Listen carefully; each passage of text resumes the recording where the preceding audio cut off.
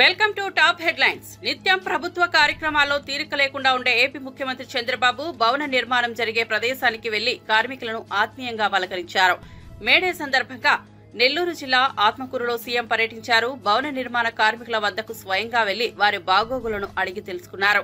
ప్రభుత్వం తరపున వారి అభ్యున్నతికి అవసరమైన చర్యలు చేపడుతున్నామని చెప్పారు. మరిన్ని అభివృద్ధి కార్యక్రమాలు చేపట్టి కార్మికులను ఆదుకుంటామని భరోసా ఇచ్చారు. వాళ్ళకు న్యాయం చేయడం కోసం వాళ్ళని ఎక్కడ కూడా ఎక్స్ప్లాయిట్ చేయకుండా అన్ని విధాల న్యాయం జరగాలని హక్కుల కోసం పోరాడుతూ ఇది గుర్తుండే విధంగా మేడే తీసుకొచ్చారు. 45 ఏళ్ల నుంచి ఈ మేడే ఉత్సవాలు జరుపుకుంటున్నాం. చాలా సంతోషం. మీరంతా కూడా కష్టజీవులు కష్టపడుతున్నారు. నువ్వు మేస్త్రి, మీ లేబర్ చెప్తున్నాడు సార్. లేబర్ అందరికి మేస్త్రి అంటే పనులు చేపిస్తావు. నువ్వమ్మా?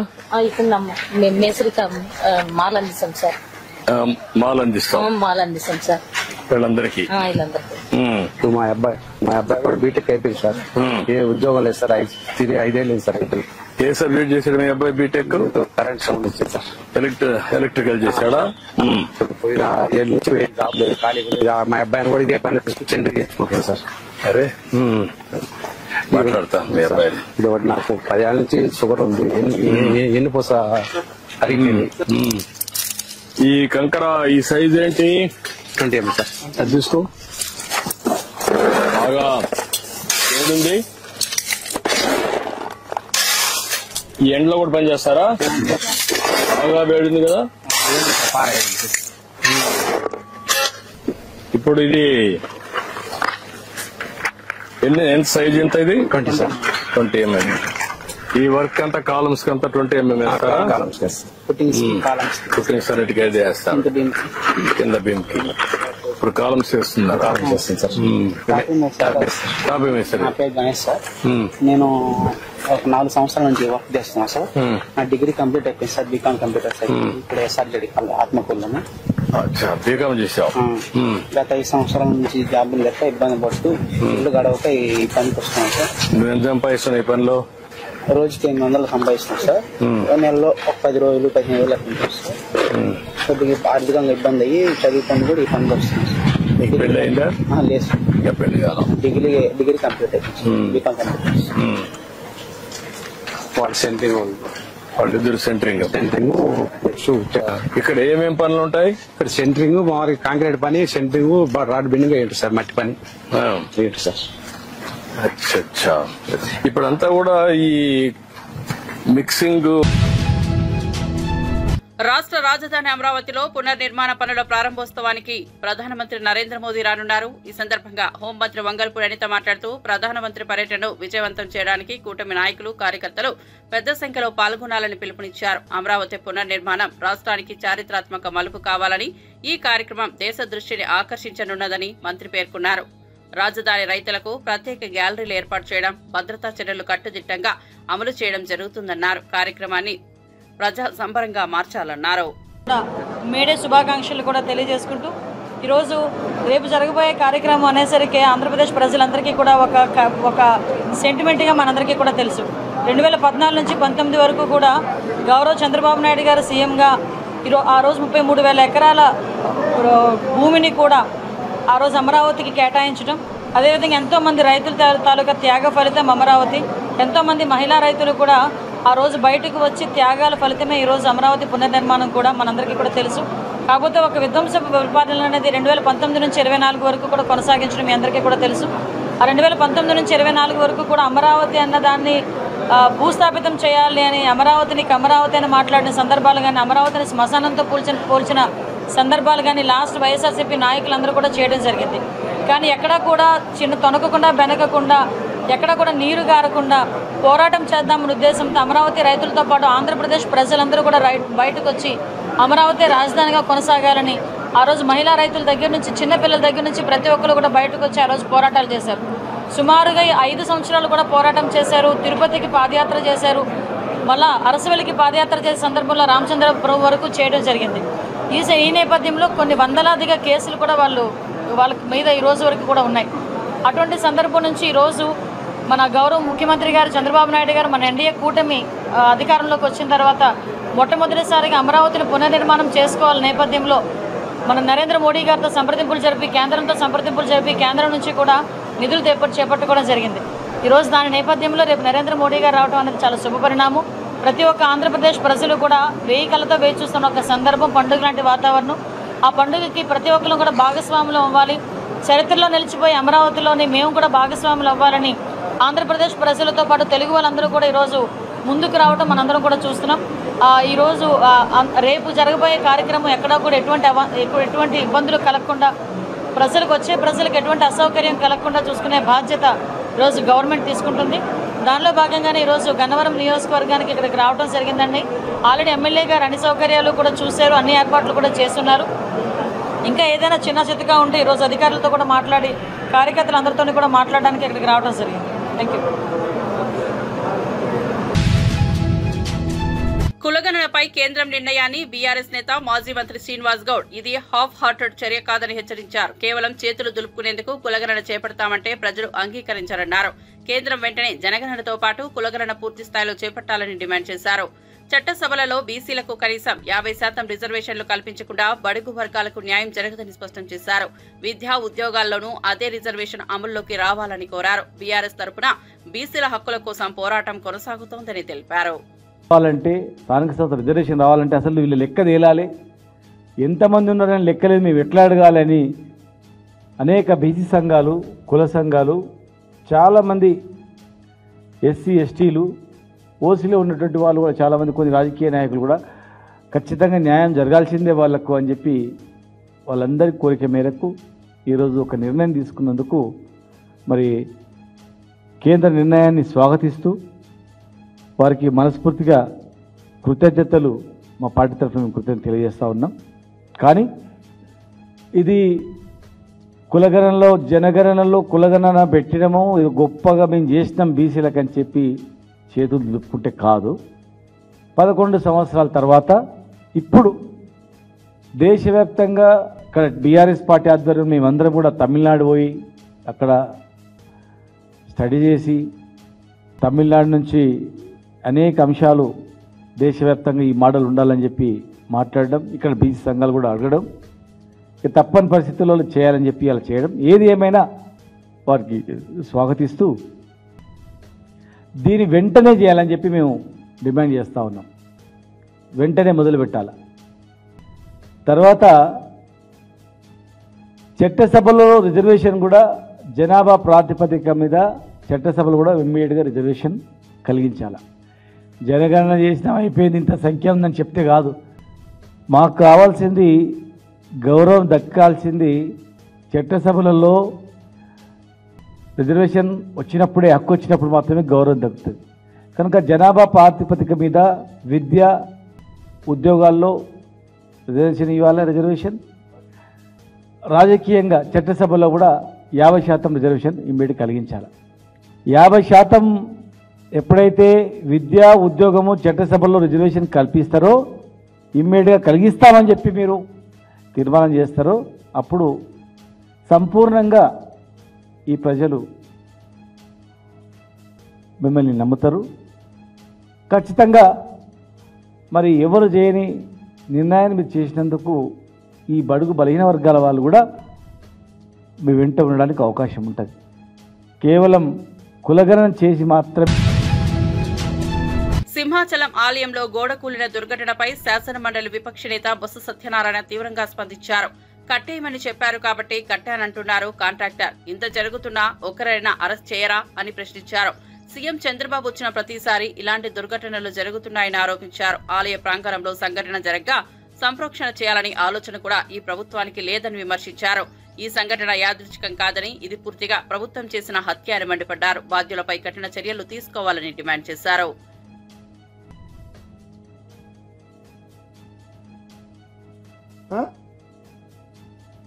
తిరిగి పైపెచ్చు బ్రహ్మాండంగా అక్కడ పనులు చేస్తానని ఒకరికొకరు ఒత్తాసులు దొంగకి పిల్లికి ఎలకి పిల్లి ఒత్తాసు పలుకుతున్నట్టు. ఏంటిది? ఆయన ఎప్పుడున్నా ఇలాంటి సంఘటనలే. నిన్న వచ్చి సింహాచలం, మొన్న వచ్చి తిరుపతి. అటు అంతకుముందు పరిపాలన చేసిన పుస్తకాలు అంత మా తర్వాత వచ్చి ఒంటిమిట్ట తర్వాత చూస్తే అది ఆ పందిళ్ళు కాలిపోయి అందులో కనీసం ఆ శాఖకి ఈ హై లెవెల్ కమిటీ ఏదైతే మన మంత్రులకి అక్కడ శుద్ధి చేయాలి, ఆ ప్రాంతాన్ని అక్కడ కార్యక్రమాలు చేయాలి, అన్ని పూజా కార్యక్రమాలు చేయాలి, సంప్రోక్షణ చేయాలి అనే ఆలోచన ఇప్పుడు వచ్చిందండి వాళ్ళకి. నేను ప్రకటించారండి, అసలు దాని మీద సమావేశం జరిగిందా అండి? లే. ఇలాంటి సంఘటనలు జరిగినప్పుడు పవిత్ర దేవాలయం జరిగితే శుద్ధి చేసి సంప్రోక్షణ చేసి ఆ తర్వాత మిగతా కార్యక్రమాలు చేయడం అనేది మన సాంప్రదాయం, మన చెప్తుంది. ఎందుకు ఆలోచన రావట్లేదు ఈ ప్రభుత్వాలకి? మరి హై పవర్ కమిటీ ఉంటున్న ఎంతో పెద్దగా చెప్పుకుంటున్న ఆ కమిటీ మంత్రులకి, ఈ ముఖ్యమంత్రికి లేదు, సనాతన ధర్మాన్ని పరిరక్షిస్తానన్న మరి డిప్యూటీ సీఎం గారికి ఎందుకు ఆలోచన రాలేదు? ఆలోచన రావాలి కదా. ప్రతిపక్ష నాయకుడిగా ఆయన తాలూకా ఒక ప్రధాన ప్రతిపక్షంగా ఉన్న ఒక పెద్ద పార్టీ మాజీ ముఖ్యమంత్రిగా ఆయన వచ్చి చూస్తే దాన్ని వచ్చి ఎగతాళి తీసి మాట్లాడతారు. సిగ్గుండాలి. మీరు చేయని పని ఆయన చేస్తున్నందుకు. ఈ ప్రభుత్వంలో ఉన్న పెద్దలకి దీని మీద చిత్తశుద్ధి లేదు, ఆలోచన లేదు. విజయవాడ రాణిగారి తోటలో 17వ 18వ డివిజన్లో ఎన్టీఆర్ భరోసా పింఛన్ల పంపిణీ కార్యక్రమం ఘనంగా జరిగింది. ఈ కార్యక్రమంలో విజయవాడ ఎంపీ కేశినేని శివనాథ్ పాల్గొన్నారు. సామాజిక బాధ్యతగా పింఛన్లను అందించడంలో తన భాగస్వామ్యాన్ని చాటుతూ ఇంటింటికి వెళ్లి దివ్యాంగులు, వృద్ధులు, వితంతువులకు స్వయంగా పింఛన్ సొమ్మును అందజేశారు. ప్రజల సంక్షేమమే లక్ష్యంగా పింఛన్లను సకాలంలో అందించేందుకు టీడీపీ కూటమి ప్రభుత్వం కట్టుబడి ఉందని ఎంపీ తెలిపారు. స్థానికులు ఎంపీకి కృతజ్ఞతలు తెలిపారు.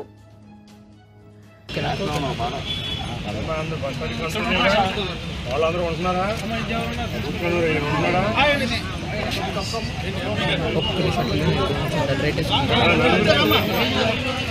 ఇటు ముందుకు రాకుండా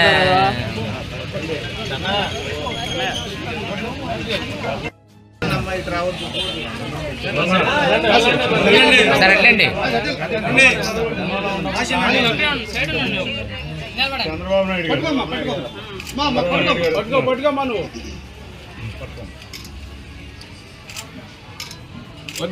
చంద్రబాబు గారి నాయకత్వం ముఖ్య ఉద్దేశం కూడా మా నాయకులు కానీ కార్యకర్తలు కానీ మీరు చూస్తుంటే ఏ డివిజన్లో ఏ సమస్య ఉన్నా కూడా అక్కడికి వెళ్ళి సమస్య పరిష్కరించే వరకు కూడా చేస్తున్నారు.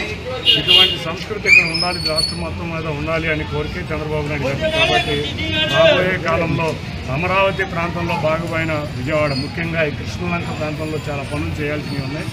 ఇప్పుడు అభివృద్ధి మొదలైంది. మొన్నటిదాకా సంక్షేమం చేసాం. ఇప్పుడు అభివృద్ధిలో భాగంగా ఇక్కడ ఉన్న డ్రైనేజీలు కానీ, రోడ్లు కానీ, పార్కులు కూడా మొన్న ఇక్కడ గవర్నమెంట్ స్కూల్లో పార్కులు కూడా అభివృద్ధి చెందే విధంగా తయారు చేయబోతున్నాం. కాబట్టి ఇవాళ కృష్ణలంక వాసులకి మొన్న వరద వచ్చినప్పుడు కూడా కొంత ఇబ్బంది జరిగింది. ఆ వరద నివారణకి వాల్వులు పనిచేయలేదు, దాని మీద కూడా దృష్టి పెట్టాం. తప్పకుండా రాబోయే 2 నెలల్లో వీటిలన్నింటినీ నేను కానీ గౌరవ ఎమ్మెల్యే గద్దె రామ్మోహన్ రావు ఆధ్వర్యంలో మేమందరం కలిసికట్టుగా పనిచేసి వీటిని సమస్యలు పరిష్కరించడంలో కృషి చేస్తాం. ధన్యవాదాలు. సింహాచలం ఆలయంలో గోడ కూలిన దుర్ఘటనపై కమిటీ విచారణ కొనసాగుతోంది. ఈ సందర్భంగా కాంట్రాక్టర్ లక్ష్మణరావు సంచలన విషయాలు వెల్లడించారు. చందనోత్సవానికి సమయం తక్కువగా ఉండటంతో గోడ కట్టడం సాధ్యం కాదని ముందే చెప్పారని తెలిపారు. అయితే దేవస్థానం టూరిజం శాఖ అధికారులు ఒత్తిడి చేయడంతో పని ప్రారంభించారన్నారు. ఇది టెంపరీ గోడగా మాత్రమే ఉండాలని చెప్పడంతో 4 రోజుల క్రితమే పనులు ప్రారంభించానని పేర్కొన్నారు. కమిటీ ఎదుట ఈ వాంగ్మూలం చెప్తుండగా అధికారుల నిర్లక్ష్యంపై మరింత ఆగ్రహం వ్యక్తమవుతోంది. బాధిత కుటుంబాలకు న్యాయం జరిగేలా నిర్ధారించాలన్న డిమాండ్లు వెల్లువెత్తుతున్నాయి. ఇప్పుడు వరకు ఈ వర్క్ పక్కన పట్టు, కింద నుంచి జరిగిన వర్క్ అన్నీ ఉంది కదా, టెస్టింగ్ చేశారా? ఎక్కడ చేశారు? ల్యాబ్ పెట్టలేదని అడిగాను. అదే ల్యాబ్ పెట్టలేదు కాబట్టి వాళ్ళు హైర్ చేసుకోవాలి సార్. అయితే ల్యాబ్ పెట్టాలి అకాడమిక్ కండిషన్ ప్రకారం, లేదా ల్యాబ్ ఏదో ల్యాబ్ ని వాళ్ళు హైర్ చేసుకుని టెస్ట్లన్నీ వాళ్ళు చేయించాలి. ల్యాబ్ హైర్ చేసుకున్నారు. ఇప్పుడు ఈ వర్క్ జరిగినప్పుడు టెస్టింగ్ చేశారా? మొత్తం 5 days అయింది కదా సార్. దీన్ని మనం సన్నోటింగ్ అడవులు చేసాం. ఇది ఒకదానికి టైం లేదు సార్. 6 days వల్లనే ఇది జరిగింది సార్. యాక్చువల్లీ దీని మీద వచ్చిన ట్రస్లు ఇవి లోడ్ పెట్టేసారు. ఈ విండ్కి ఇప్పుడు ఎక్కింది సార్. అటువంటి వాటర్ ప్రెజరు ఇటువంటి విండ్ ప్రెజర్కి వచ్చింది సార్. దానికి చూడండి సార్, అదే వాళ్ళు ఇంకా దానికైతే 0.6 కట్టాం సార్. ఇది కొద్దిగా ఇంకా ఇది 0.75 కట్టారు సార్. కాదు సార్, అంటే మామూలు జరిగింది చెప్తాను సార్.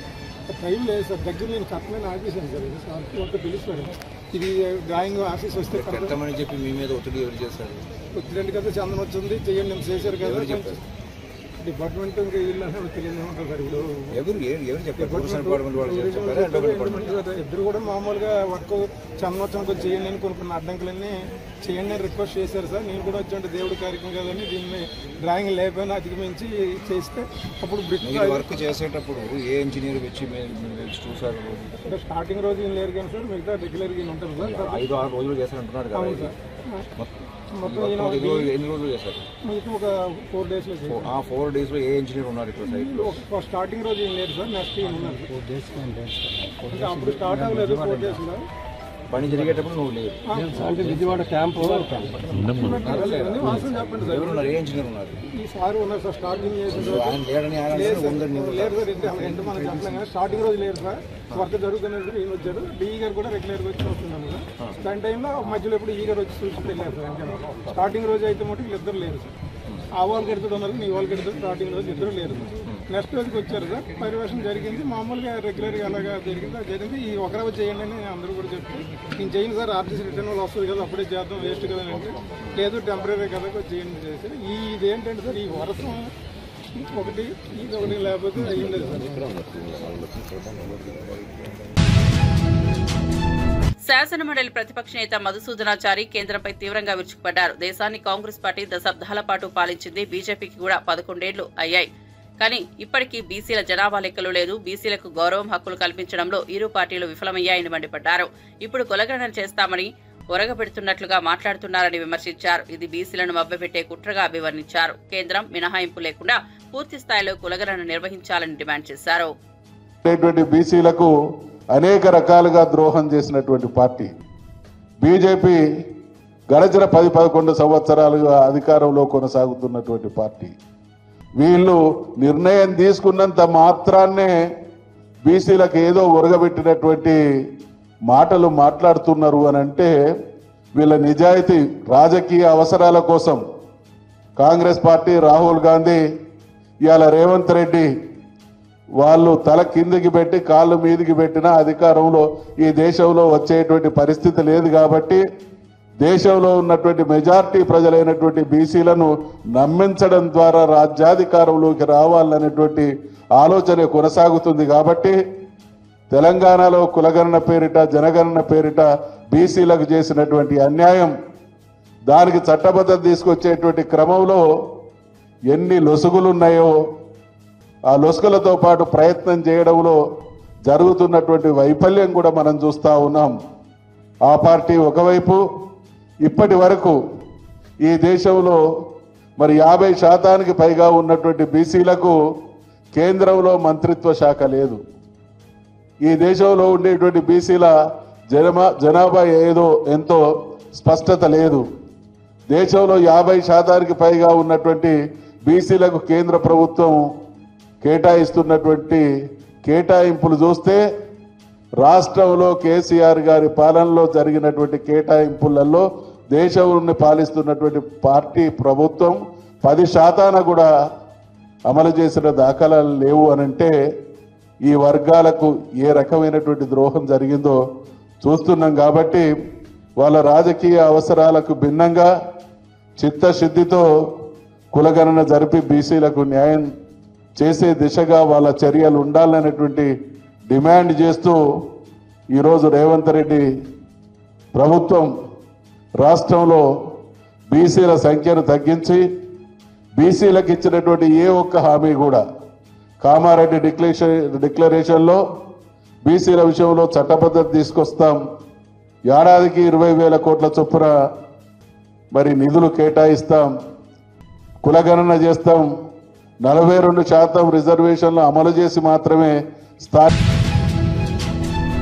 పశ్చిమ గోదావరి జిల్లా పాలకులలో మేడే సందర్భంగా రాష్ట్ర వ్యవసాయ శాఖ మంత్రి నిమ్మల రామానాయుడు వినూత్నంగా కార్మికులతో మమేకమయ్యారు. కార్మికుల సమస్యలపై అవగాహన పెంచేందుకు ఏర్పాటు చేసిన ర్యాలీలో స్వయంగా రిక్షా తొక్కుతూ 4 కిలోమీటర్ల మేర ప్రయాణించారు. కార్మికుల కష్టాలను అనుభవిస్తూ సమాజ నిర్మాణంలో వారి పాత్ర గొప్పదని అన్నారు. మంత్రిని ఇలా సాధారణ రిక్షా డ్రైవర్లా చూడటంపై ప్రజలు ఆశ్చర్యం వ్యక్తం చేశారు. పోరాట ఫలితం మేడే అనేటువంటి సంగతి. ఎందుకంటే ఆ రోజు పారిశ్రామిక విప్లవం పరుగులు వేస్తున్నటువంటి దశలో, మనుషులను కూడా యంత్రాల వల్లే పనిచేస్తున్నటువంటి దశలో, కనీసం విరామం కూడా లేకుండా పనిచేస్తున్నటువంటి దశలో విసుగు చెందినటువంటి కార్మిక సోదరులందరూ కూడా ఎంతటి అన్యాయంగా ఆ రోజు పరిదినాలు ఉండేయని అంటే, వాష్రూములకు వెళ్తే ఆ వాష్రూములకు వెళ్ళినటువంటి సమయాన్ని కూడా లెక్కింపు చేసుకుని పనిచేసేటువంటి పరిస్థితుల్లో తమ శ్రమను రక్తంగా మార్చుకుని, ఆ రక్తాన్ని పాలులాగా మార్చుకుని, తన చంటి బిడ్డకు పాలిచ్చేటువంటి ఆ తల్లి సమయాన్ని కూడా లెక్కేసుకుని పని చేసుకునేటువంటి దుర్భరమైనటువంటి రోజుల్లో ఆ రోజు ప్రపంచవ్యాప్తంగా వెల్లు విరిసినటువంటి కార్మిక చైతన్యం ఆ రోజు చికాగోలో ఏదైతే రక్తాన్ని చిందించిందో దానికి ప్రతిబింబంగా మరి ఈవేళ మేడేని ప్రపంచవ్యాప్తంగా మనందరం కూడా జరుపుకుంటూ ఉన్నాం. అటువంటి మేడే సందర్భంగా ఈరోజు పాలకొల్లులో, ఈరోజనే కాదు గత 15 సంవత్సరాలుగా కూడా ఆ కార్మికులతోటి, ఆ కర్షకులతోటి కలిసి నడిచేటువంటి వ్యక్తిగా ఈ పాలకొల్లు నియోజకవర్గానికి ఎవరైనా పెద్ద కూలీ ఉన్నారని అంటే అది నేనే అనేటువంటి విధంగా ఈ యొక్క నియోజకవర్గ ప్రజలకు పనిచేసేటువంటి వ్యక్తిగా మరి ఆ రోజు నుంచి ఈ రోజు వరకు కూడా కలిసిమెలిసి పనిచేస్తూ మరి ఈ రోజు కూడా నా పాలకొల్లు నియోజకవర్గంలోనే కాదు ఆంధ్రప్రదేశ్ రాష్ట్రంలో కూడా మనం చూస్తూ ఉన్నాం. గౌరవ ముఖ్యమంత్రి నారా చంద్రబాబు నాయుడు గారు సారథ్యంలో ఆ కార్మికులకి, కర్షకులకి ఈ ప్రభుత్వం ఎప్పుడు అండగా. ఎందుకంటే మా తెలుగుదేశం పార్టీ జెండాయే ఆ కార్మికుల ఒక ఎజెండాగా. ఎందుకంటే ఈవేళ మా పసుపు జెండా చూస్తే ఆ పసుపు జెండాలు అందరికీ మరి నీడనిచ్చేటువంటి విధంగా ఒక ఇల్లు, అందరికీ అన్నం పెట్టేటువంటి అన్నదాతకు గుర్తుగా ఒక నాగలి, వీటన్నిటికీ తోడుగా ఆ కార్మికుల యొక్క స్వేదం మరి ఏదైతే ఒక ఎర్రటి మరి చక్రం ఏదైతే మా తెలుగు పతాకం మీద ఏదైతే ఉంటుందో అదే ఈ యొక్క కార్మికులకు ప్రతీకగా తెలుగుదేశం పార్టీ ఎజెండా నడుస్తుంది. అందుకే ఈరోజు కూడా నేను చూస్తూ ఉన్న వస్తూ దారిలో మరి సైకిల్ మీద తొక్కుతూ వస్తూ ఉంటే మరి అన్నా క్యాంటీన్ల దగ్గర ఎంతోమంది కార్మికులు భోజనం చేస్తున్నటువంటి పరిస్థితి నేను చూసా. పేదవాడు కార్మికుడు ఉదయం 5 రూపాయలకి. పహల్గాం ఉగ్రదాడిలో ప్రాణాలు కోల్పోయిన కావలివాసి సోమిశెట్టి మధుసూదన్ కుటుంబాన్ని ప్రముఖ కొరియోగ్రాఫర్ జానీ మాస్టర్ పరామర్శించారు. మధుసూదన్ చిత్రపటానికి పూలమాలలు వేసి నివాళులర్పించిన జానీ మాస్టర్ బాధిత కుటుంబ సభ్యులతో మాట్లాడి ధైర్యం చెప్పారు. ఈ విషాద సమయంలో తామంతా మధుసూదన్ కుటుంబానికి అండగా ఉంటామని భరోసా కల్పించారు. మధుసూదన్ మృత్యువు దేశానికే తీరని లోటని అన్నారు. వారి త్యాగాన్ని ఎప్పటికీ మరవలేమన్నారు. దేశ సేవలో అమరులైన వారి కుటుంబాల కోసం సమాజం అన్ని విధాలుగా ముందుకు రావాలని సూచించారు. జరిగిన ఉగ్రవాదుల దాడిలో 28 మంది కుటుంబాలు, అది ఊహించరాని ఒక సంఘటన. అది చాలా దారుణం, ఘోరం. అలాంటి ఒక 28 మందిలో ఇక్కడ ఈరోజు నేను కావలిలో మధుసూదన్ గారిని వాళ్ళ ఫ్యామిలీని పరామర్శించడానికి వచ్చాను. నేను, మా వైఫ్, పిల్లలు. అంటే మాటలు రావట్లేదు. ఫస్ట్ చాలా మాట్లాడదామని ఈ ఘటన గురించి చాలా అనుకున్నాను, కానీ వచ్చి వాళ్ళని చూసినప్పుడు, అంటే ఆమెతో మాట్లాడుతున్నప్పుడు ఆమె అంటే మనం చెప్పొచ్చు ధైర్యం, మేమున్నాం అమ్మా, మేము చూసుకుంటాము, వీఆర్ ఆల్, అంటే ఇండియన్స్ మొత్తం మీతో ఉన్నారని మేము ఎంత ధైర్యం చెప్పినా మనిషిని తీసుకోవాలి. దానికంటే దారుణం ఏంటంటే కళ్ళ ముందు దారుణంగా చంపుతున్నప్పుడు అక్కడి నుంచి తప్పించుకొని పారిపోవాలి లేదంటే వెళ్ళిపోవాలి అనే టైంలో ఎవరో ఒక వ్యక్తి మన ఆర్మీలో ఒకరిలాగా కనబడుతూ అరే మన అనుకొని పరిగిస్తే అక్కడికి వెళ్తే అది ఉగ్రవాది ఉండటం, అతను గన్ తీసుకొని పక్కన వాళ్ళని చంపుతున్నప్పుడు ఆ ఘటన తను ఏదైతే చూశారో వాళ్ళు అది షాక్ లో ఉండిపోతారు. చాలా ధైర్యం కావాలి, అది వచ్చి మళ్ళీ స్ట్రాంగ్ గా నిలబడి వాళ్ళ పిల్లలకి నేనున్నానని ధైర్యం చెప్పడం అనేది చాలా చాలా బిడ్డ చాలా ధైర్యవంతురాలు నాకు తెలిసి. సో అలాగా ఈ ఉగ్రవాదుల దాడుల్లో చనిపోయిన నాకు తెలిసి అందరూ ఏమంటారు వీర మరణం అనమాట. అంటే అది అందరికి అందరూ వీర మరణం అనమాట. సో ఇలాంటి ఘటన అనేది అసలు ఎవరికి జరగకూడదు, ఎప్పుడు జరగకూడదు.